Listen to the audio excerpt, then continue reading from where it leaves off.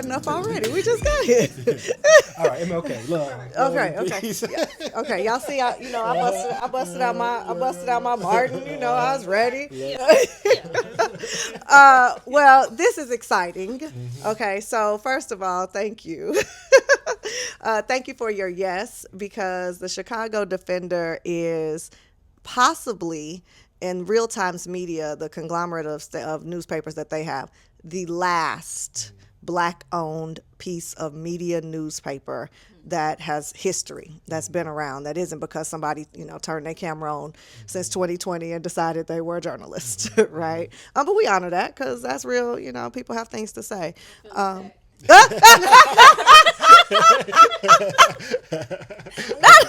at all. I feel like I've done some new media. Just turned my phone on a couple times. I'm one of those people. Do we need to start all over?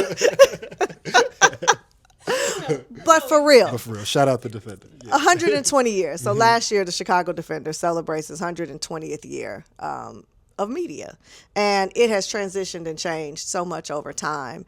And this series is called Voices of Influence. And what I have found is that there's a lot of people that have historical viewpoint. However, this is history in the making. And when it became January and time to talk about Martin Luther King, I said, there's some young people that are out here activating in the activism. And so sitting with me, I have Mr. Damon Williams. Thank you so much. And Miss Bella BAHHS. The one and only. The one and only. And so I kind of want to kick it off with, what is activism as it is defined in 2026? Ooh.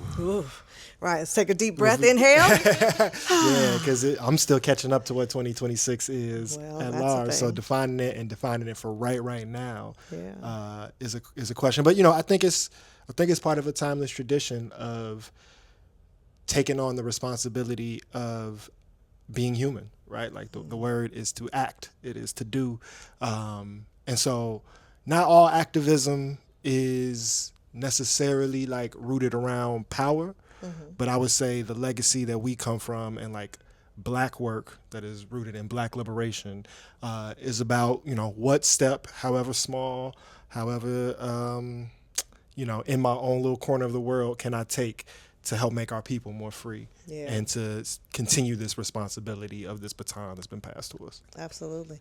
And so, Bella, how would you describe activism as the year changed? Maybe 2025's the definition might be the one to kind of go with, but what does it mean to you right now?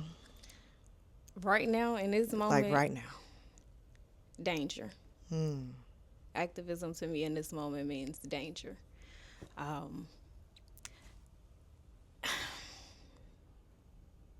I said this in a piece.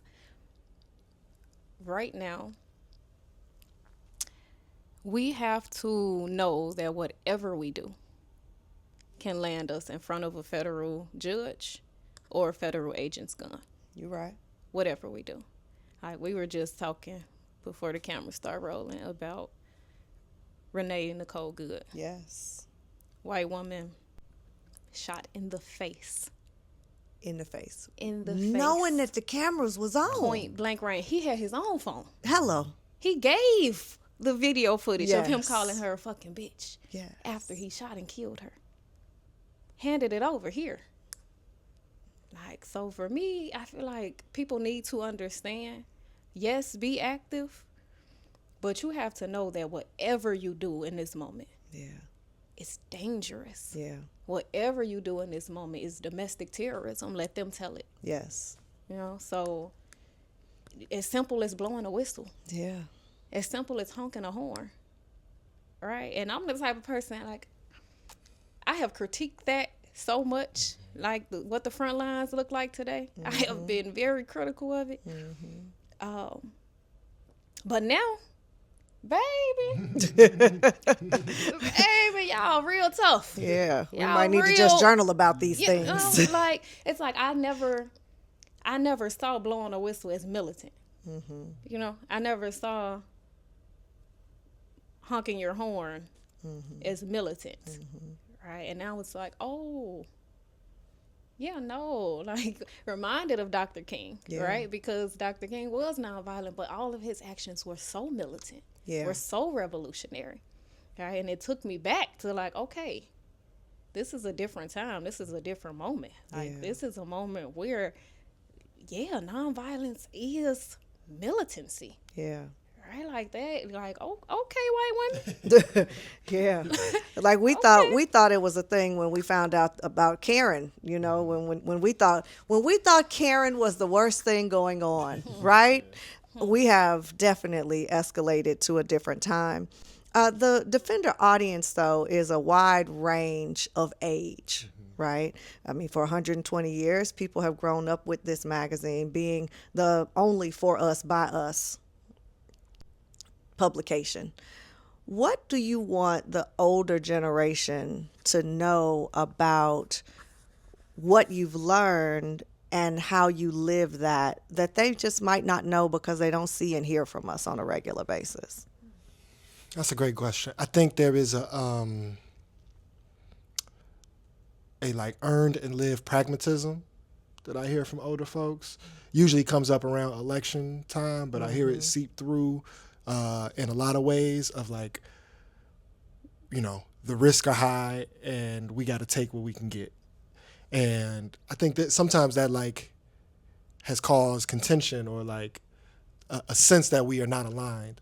But I think what our generation and what the last like decade has really been is, in addition to doing the small things and winning what's right in front of us, we also now have the access, and we also have had some protections, and some of those, again, you know, washed away, to actually really take seriously what making a new thing is. And if your starting point is not just how do we hold this thing accountable to its own rules, but our starting point is we are showing up for the purpose of something new to be born, I think that is what I would want older generations and elders to appreciate of what this generation has like really stepped into. And then also, I think there's a way to downplay just how disrupted healthy life is for people. So I think there's a deeper empathy that is needed of like, oh, you know, young people have everything at their fingers. You know, we got technology. There's an old argument. If you watch, there's a famous James Baldwin debate versus this white dude. I think his last name is Buckner or Buckley or Buck something. Okay. And basically, James Baldwin, the buck stops here. James Baldwin's whole point, you know, it's the '60s, is that how white supremacy is embedded in the fabric of the U.S. culture is dehumanizing the black people. A very simple premise. Yeah. And his response is, well, how can you say that if black people in America have microwaves and have refrigerators when people in Kenya or Zimbabwe don't have the same technology and the same material resources that are available to you by being here in the United States? And I can kind of feel that same dynamic generationally. Like, you know, the old adage, like, I had to walk to school up the hill and then back uphill with no shoes on, you know. Right. But people are struggling right now. Yeah. Prices have gone out of control. What the cost of living, what it means to... And the wage is same or less. Yeah, to have secure employment, to have access to health care.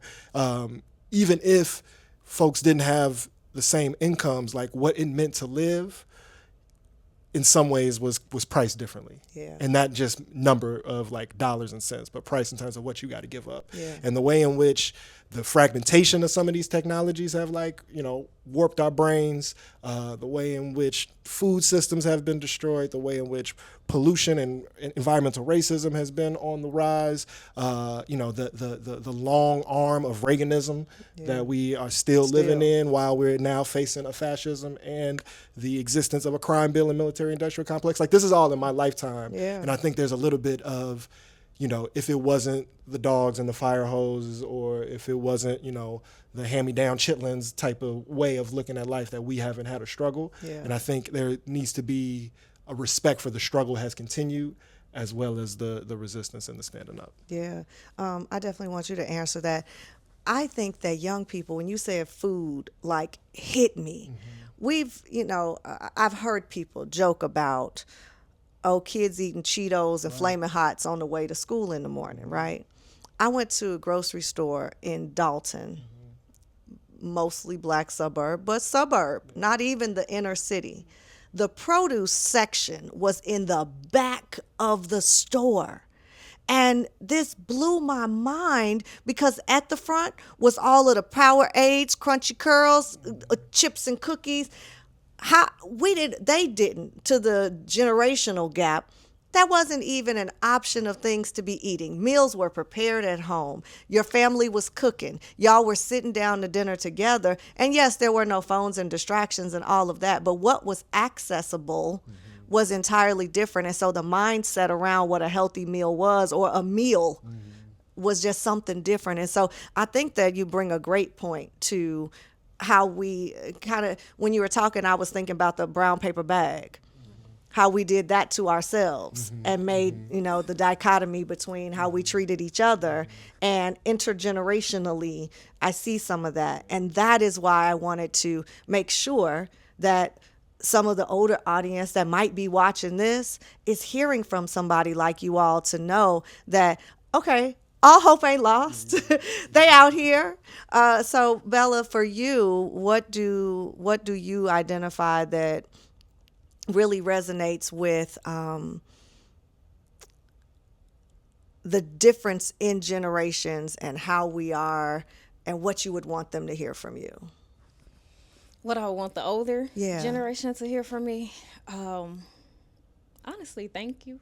Thank you. Thank you. I get it. Yeah. Shift your body this way a little bit more so they can see your face a little bit. Yeah, there you go. Yes. I want them to know what you look like when they see you in the street.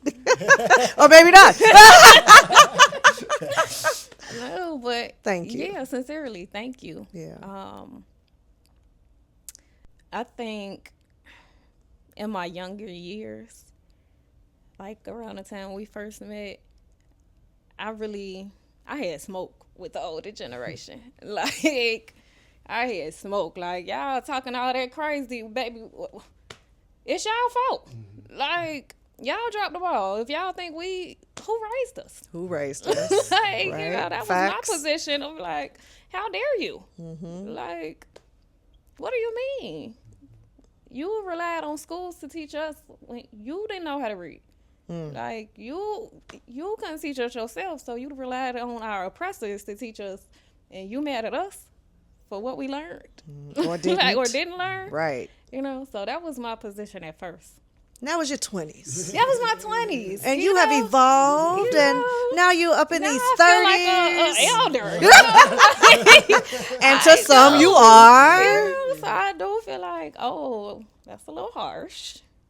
Right? Like, even the same way you were saying about, like, give grace to younger generations, like giving grace to those generations. And just considering the truth of all the circumstances. Yeah. Right? And it's so easy to point out the failures. Yes. Right? But thank you for the wins. Thank you for the successes, because as much as we stand on the back of the failures, like, we stand on the heel of the success, the aspiration, the hopes, right? And that's why we can be Damon and Bella BAHHS. Like, that's why we exist the way that we exist. It's because of a Dr. Martin Luther King Jr. Like, in my 20s, I would have said, like, F the nonviolent movement, right? Which was crazy, right? Because none of what we benefit from today is, like, possible without that movement, without that army, a nonviolent army. And when I think about what it took to sustain that, what it took to invite people into that, right? Because I just cannot see nobody walking up to me like, we finna go let these police, these white people, these heathens, cuss us out, drag us, beat us, do everything under the sun, and we're not going to do anything. And we know in advance that we're not going to do anything. And we know in advance who they are. The level of restraint. I'm impressed when I look back at some of the level of restraint that in my earlier 20s and probably teens and 20s, seeing it, I thought, why they not doing nothing? Why they not fighting back? Right. Not really understanding that the nonviolence was an intentional place of restraint, oh my God. You know? Sometimes I can barely restrain from yelling at the car in front of me, you know? But to have known that that's what you were leaving home to go battle to do. And to this point of the organizing of nonviolent action, it kind of defines your first question, like what activism is. Mm-hmm. In many ways, it's like the meeting of performance and education. Mm-hmm. Right? It's like we are going to rehearse something, we're going to practice something that is intended to almost like street theater, right? Be on display to affect people's like understanding of their reality, and then go in and out of that, and then we're going to teach. Yeah. And then we're going to propose new solutions, right? Because the reason I bring that up is the activism was this performance of nonviolence that was trained and that was really disciplined and really reserved. But at the same time, this is also the generation of like post-World War II veterans who are coming back home and are defending their homes, right? Like we're here in Chicago, and you could go all through the streets of like basically my grandfather's generation, and how many stories of like, oh yeah, we shot a white man, and my whole family had to load up in the middle of the night because they were coming, forever. You know, and that is Detroit, Milwaukee, St. Louis is filled with those stories. So at the same time that there was like a real, we're not taking this anymore, and we have come into a new consciousness of being, right? Mm-hmm. Like kind of symbolized from going to Negro to Black, African American. Sure.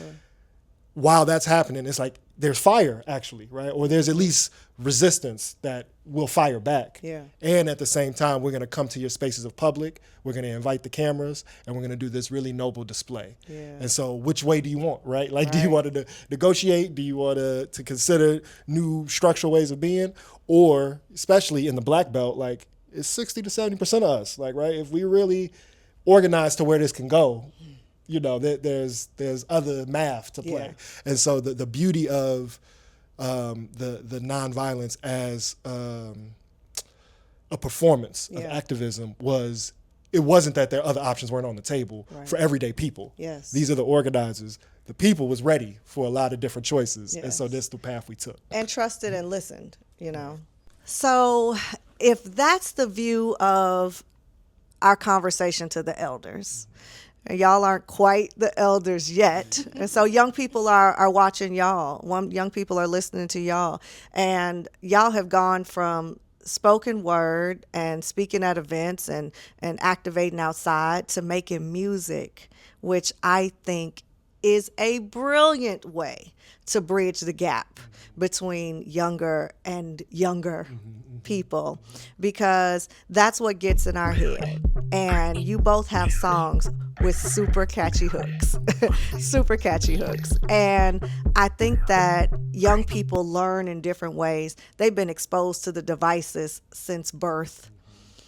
What do you say to young people who are recording everything, which is also dangerous, right, in some ways, also saves your life? How we get a George Floyd, type of moment, that George Floyd ain't George Floyd situation. It's another story. It's the 50th story if we didn't have a camera there that day. So what do y'all say to young people that hold these phones and are potentially the journalists of the future? And I made the joke earlier, but really, journalism is entirely different than it has been because we have these phones and we can just turn it around and our opinion be heard. And so what do you tell those people? One, when talking to young people, I think the first thing is always to create, and that you need to find your creative practice, and that I think there's the real golden sweet spot when that creative practice can align with your larger purpose. Say that again. Where your creative practice can align with your larger purpose. I love that. And so trying to find that balance or that intersection. And so to that, the thing of technology, I really want to lean on what Bella's saying of, it's dangerous. Yeah. So it's a tough place to be in, because you're 100% right. I probably would not have entered into one artistic or social movement, political activism type space if it wasn't for the technology, and it didn't feel so accessible, and it felt like we did not have to rely on institutions or rely on mainstream media to propagate our image through how they filter it. Yeah. Which generations in the the Panthers had to go to the State House because they knew the news was coming. Malcolm first like introduced the world to the idea of the black Muslim, and then the next day, hundreds of thousands of people are trying to convert into this new, religious formation, and so on and so forth. The Montgomery bus boycott was about how do we get an intermediary that does not have our interest at heart to be the person to project this out to the world. Yeah. And so I think a part of why our demands have been able to be more radical and more holistic, and I would name more revolutionary, is because our communication with each other has not been as dependent upon these institutional midpoints. So with that, there's a lot of power. But at the same time, it's clear now, especially now that the corporations have taken over these platforms, right? When we were getting started, they were kind of like free for all, open source, kind of like it was social networking, and now it's algorithms. Yes. And these algorithms are owned by capitalists, and these capitalists are trying to profit. And it is comparable, I think, to the crack epidemic, to sugar in our food, to the pharmaceutical industry, right? Like, we're going to look at this for the next 50 years in the way that we looked at the 80s as like, a substance came to our people and like did damage that's going to take us generations to really cope with. Yep. And so similarly to the old folks or the elders, similarly to how we was talking about the elders, when we talk about the babies and the young folks and the, coming into their own adults, like, again, just this grace and love that we as Black people, we as African descendant people in this land have been under perpetual attack. Yes. And each generation, so there really shouldn't be a divide, has creatively tried to figure out how do we relate to each other different, how do we make sense of it, how do we just survive first, and then how do we make something anew. Yeah.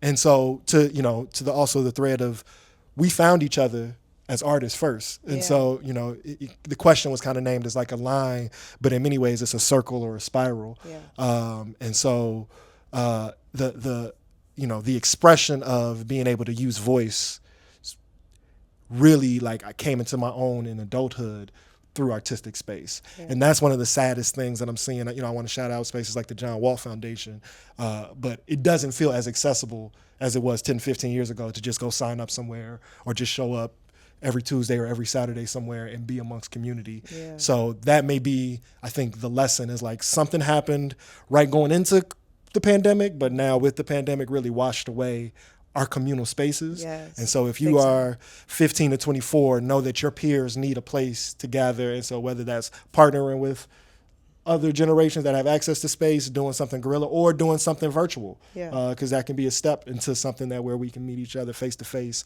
and that we need songs as people. Every human needs their poetry. Yes. Every human needs their rhythm and their melodies, and so and that vibration that really brings. Yeah. When I've been, I was at the video shoot for your song, and so at the 15th time, I was like, I know all, and just recently heard Bella's song, and I was like, at the concert, like Black people meet. I'm like, and so the whole time I'm feeling the groove, and it's like that we need that times 10 with the positive words, but those words that relate. I'll pass it, but I just want to catch that part because there is this parallel that I figured out kind of early, like, this thing we're trying to do on songs, and at the time it was like blogs, and now it's streaming, of trying to get people to relate and remember it. It was the same thing that was happening in the streets with these chants. Yes. And that call and response. Yes. Right? It is like deep in our DNA. And then there's like a pretty basic structure. I don't want to get like into like a songwriting workshop. Yeah. But I would recognize, like, especially in the first couple years, if you out there, if it's not just like a distinct like one moment, some of these actions were like 4 or 5 hours where we're just here. We're in Ferguson, we're in Freedom Square, we're in, and this 8 hour evening, and you got to kind of keep these chants going. And after a while, the 5 that you came with on your little sheet of paper run out. Yeah. And then you start seeing people freestyling, and it's like, I heard that worked immediately. Why did that work? Oh, you tried to do some over there. That's a little atonal or arrhythmic. What's happening? Yep. And that same equation is what's happening in song. Yeah. And so you can put in ideas, and lastly, the body. We talk about freedom all the time, and the body is where freedom comes from. This is like a little spaced out thought I've had, but adult humans, and this is why Black culture is so important, are kind of the only mammals that stop expressing joy with their body. Right? If you think of a baby, if they see something they like, they jump, they dance. If you see a full-grown horse or a cow or a dog or anything, like if they get excited, they shake. And we have been like disembodied in such a way and separate. So we got to like have a song or have a little game where we're playing or have a sport where we're cheering, but we just don't have like this access to our pure joy. And I think music is a potion that allows people to reconnect to their body, and like you're doing it on beat, but you don't really have to be on beat. You just need to move your hips a little bit. Yeah. Oh, that's good. That's good. And that's why I want to talk to you, because they're so, right? And so, I feel like we could have a whole nother hour on that, because then we get into, as women, that's sexualized, and the same rhythmic moves that come from the motherland that we do now, it is over sexualized, and shut that down, don't do it.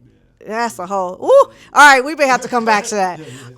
So you were the young people when I saw you for the first time, and I'm pretty sure that I was at supporting something that you were doing the first time I laid eyes on BAHHS. And all this time, that has stuck with me. I went home, I friended you, I followed as much as I could. You don't post a lot, but I followed as much as I could. And whenever I have seen anything that I could get a glimpse of what you were doing, your name was memorable enough to hold on to. And so I wanted this conversation, and I wanted you in it on purpose, as much purpose as I wanted Damon in it. And so in your 20s, you did great things that lasted, that stuck. And there is significance and there is impact. And impact is what you do that affects and changes the world and makes somebody remember your name. And so what do you say to that young person who is finding their voice, who may be mad at us elders? What do you say to them? How do you encourage them to find their space, use their voice, be authentic?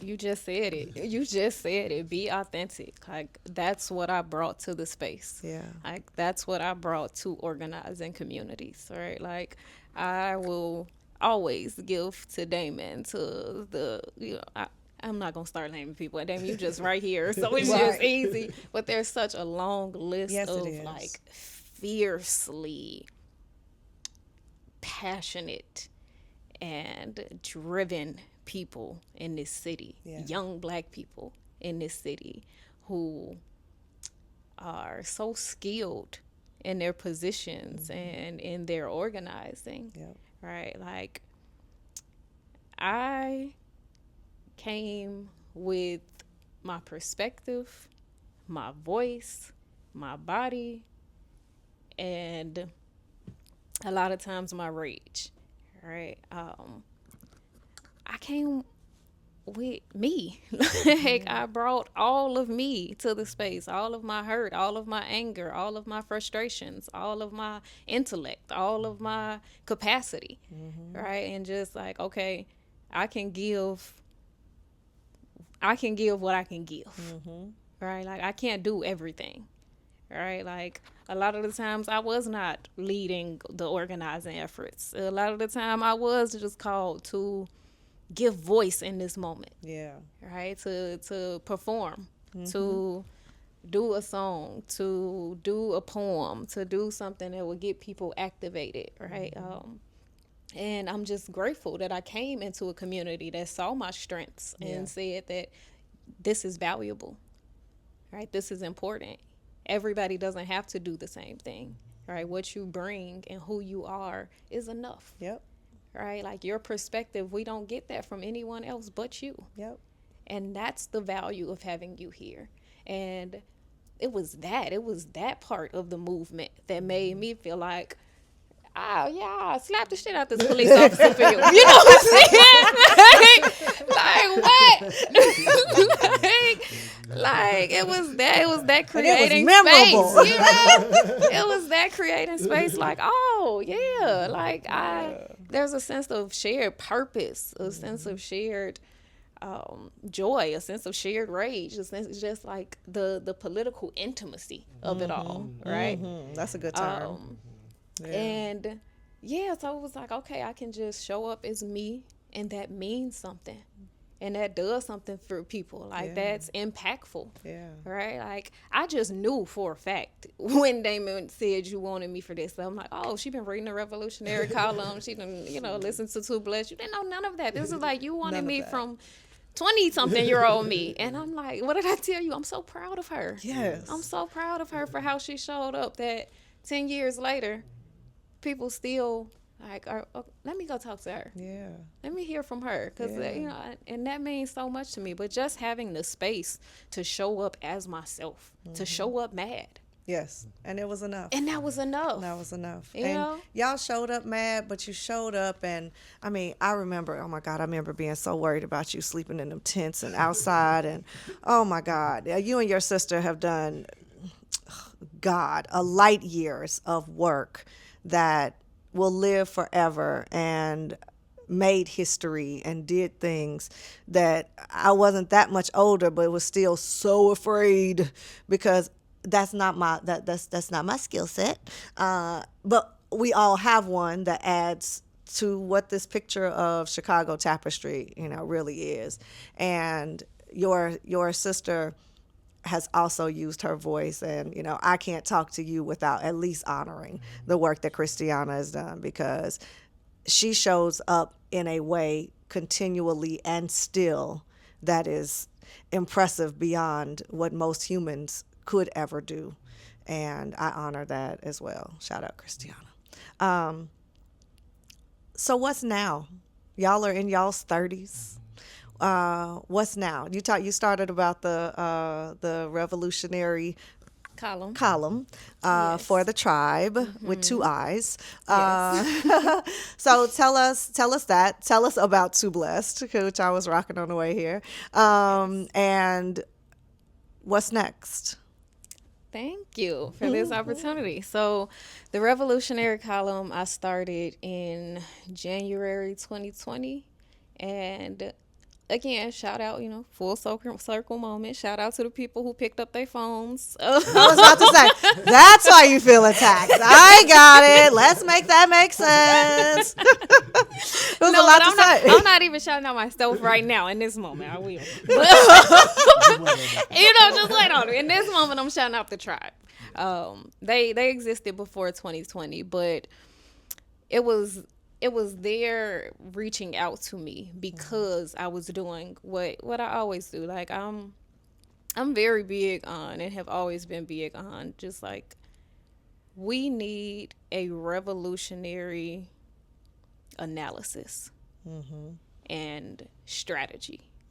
Like, we need a way to define the phenomena that we are experiencing. Yes. Right. And that's kind of what I've always done with spoken word, with speaking engagements. So it was always like, okay, I've always been doing this work.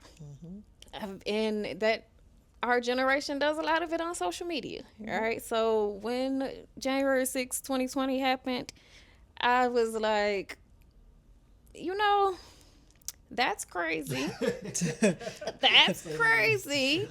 But what a day. Ooh, somebody should write about it. But no, I really wrote my first piece because I was getting so much critique about my take on it on Instagram. Okay. And the tribe invited me to defend my position. Okay. In a column. And so I'm like, okay, let me do that. Because I couldn't be moved on my position, which was, yes, that's crazy. I wish we could have done it. Yes, yes, that's revolutionary. It's revolutionary, and I think that gets lost. Like, we don't want to say it because we want to be the revolutionaries, but Trump and MAGA are revolutionaries. You're right. Like, their movement is revolutionary. They have completely transformed the world, and that's what a revolution is, right? Like, I think so many people, in particular, I feel like we are in that stage right now where, like, the younger generation is looking to us like, we supposed to be shooting, we supposed to be killing, all this. And I'm like, first of all, Nonviolent. Right. No, because I'm not a nonviolent person. I'm not even gonna sit up here and lie and say that. Like I'm not. Like, I'm not a pro-violent person, but I'm definitely not a nonviolent person. So that wasn't even it for me. It was just, again, when I say thank you to the elders, it's like I understand now the value of protracted revolution, right? And I understand, kind of for lack of a better word, the silliness of this idea of instant power, right, by force. Yeah. Like, we have no examples of that. All of our history is protracted revolution, right? Like America has been in a revolution since the first revolution, right? The revolution never ended. So if you feel like you're not showing up in a revolution how you fancy you should be showing up in a revolution, do it, because the revolution is right now. Yeah. It's not some event off in the future and next week. It's like it's right now. It's always been. So I learned that from just experience, and that's why I had to humble myself. Thank you, elders, because if y'all had moved the way I thought y'all should have moved, I probably would not be here. Like our births might not have happened, right? Like we might have been wiped out before we could have got to this moment of understanding and being able to define this phenomena for ourselves and participate in it in a way that is actually revolutionary because it's rooted in transformation. There's nothing revolutionary about death. It's just death. Right. The revolutionary part is the transformation. And to stay long enough to see it through. And to live a revolutionary life, not die a revolutionary death. Death is just death, right? So like Renee Good just died, So true. So since 2020, you've put in some serious pieces, though, for the tribe with your revolutionary column. Absolutely. I'm happy you brought me back because I forgot where. You were cooking. I'll let you cook, girl. So you're still writing. Yes. Yes. You recently did a piece with the newest mayor. That was a goodie. If you haven't seen that, I might link that below. If you're in Chicago, you need to see that. So where are you going next? How are you using this platform? What are you going to do next? You got your song. Yes, so let's get to the song for a bit. Okay. The revolutionary column, let me stay with that for 1 second. The thing that pushed me to okay, let me actually write, right? It wasn't just like the attack, people talk crazy on social media all the time, right? It was more so of we need a revolutionary framework for this moment. And I hate the phrase mongering, right? And in some ways we've learned how to use it, right? Like when we talk about our hooks and our chants and stuff, so we've learned how to use it, but there has to be behind it real deep, serious, analytical revolutionary thought, right? And so much of that was absent, right? And the critiques of what I was saying was okay, so here we go. Let me write it out for you. Okay. So then, boom, the revolutionary column is born from that, which was very powerful because it's like a fight to share power and who gets to tell stories, right? Like I don't have a journalism degree, but my perspective is no less valid. Absolutely. And so it was a pushback on that, and then the music, all of it is just all of it is piece by piece. I'm the one on the king. How do Your I show evolution. Got a king with a dream. in this moment And a reach when I speak. to the Concert looking like black people. fullest of my capacity, right? Like that's my gift to the future. It's like showing up with all I have right now, and so much of that for me is being a writer and thinker and translating ideas into or translating ideology into shareable content. oh, I hate that. No. But I mean, in actuality, it is shareable because it's on Apple Music. It is shareable because you could send it to me. So it is shareable. Absolutely. And that's what digestible, technology right? has offered us. Yes. So again, I'm back to all these questions in one.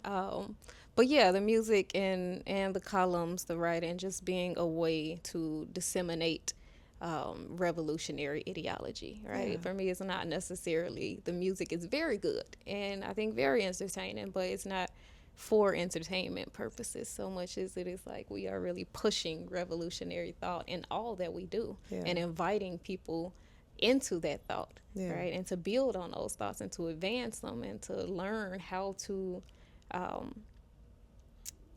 take information and make it make sense, like in ways that make sense for you, for your survival. To digest, right? And I think that that's part of, what you both have done so well over time. That you take that thing, that you make it relatable enough to somebody else, that I can take the piece of it that I could live with. And continue to live with that.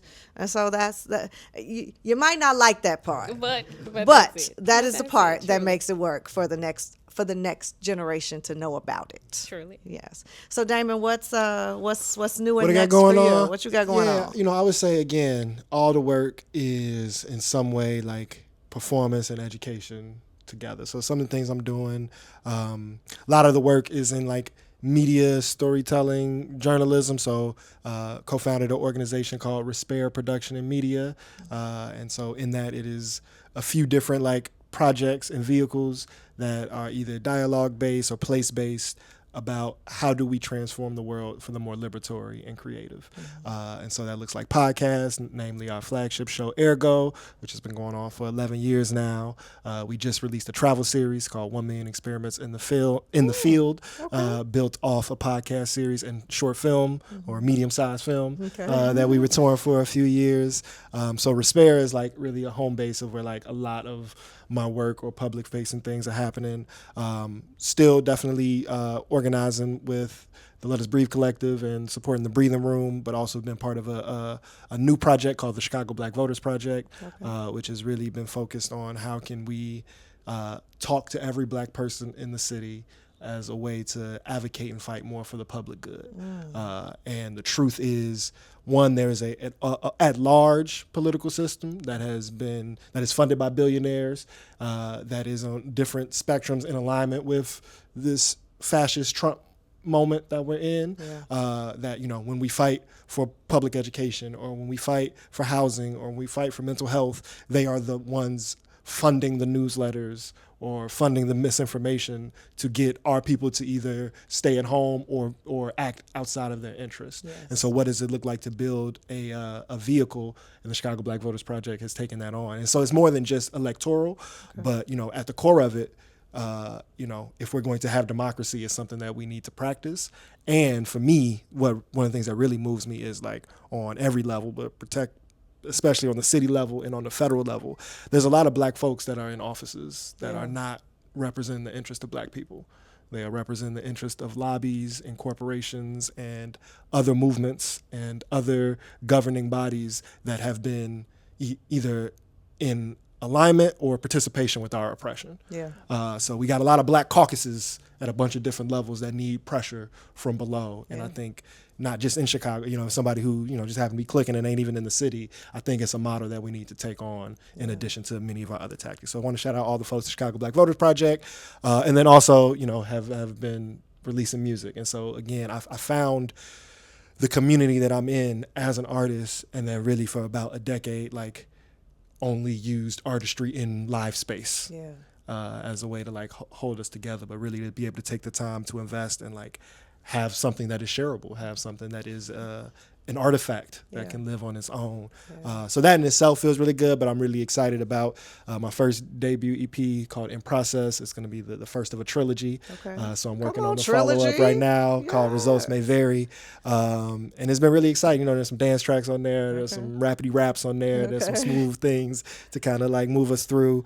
So that feels good for my spirit, but also similarly like what Bella says, it's a way to meet people in a different space. It's a way to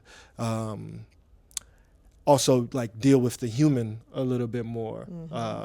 Like we make speeches, we write essays, we write articles. We also, there's a little bit of like what it means to love, what it means to feel good, what it means to doubt, what it means to dance and feel joy. That's connected to all these things we're talking about, that the rally or the essay is not the place to do. Yeah. And so it's really a place for myself to, be more full, but it's also an invitation for us to be more full. So the first project in process is built off this idea that revolution is not an event or not an occurrence or not even a takeover or an overthrow.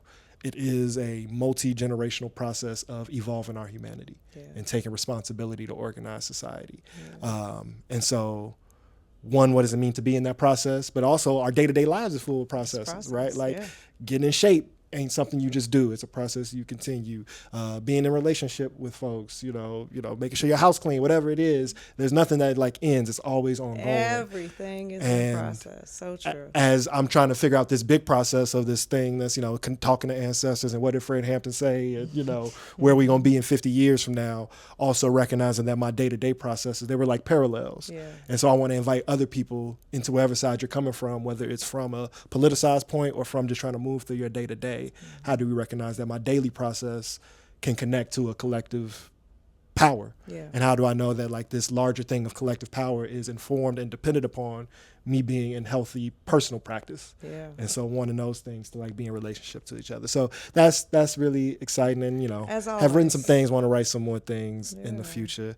But yeah, that's really what I'm looking for. So check out Respair Media. You can check me out anywhere, Damon A. Williams for the music. And definitely check out the Let Us Breathe Collective and the Chicago Black Voter Project. Absolutely. So I feel like it's only fair if you lead us out with your most famous chant.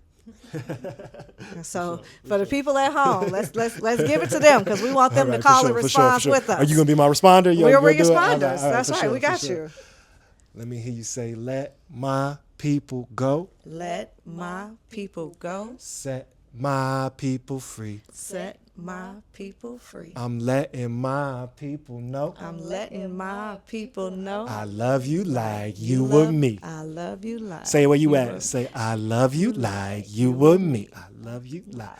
One more time. I love you like you were me. I love you like you were me. I say, and that's what it's all about. We gotta love each other. Thank you all. And I think that's the lesson that we take the most from MLK of like, lunch counters and economics aside, right? Like what he was demanding of us is to have this empathetic, deeper type of love that is spiritual, that is political, that is cultural. And so that's what this is all about. Because that's what connects us, and let's just drop the mic.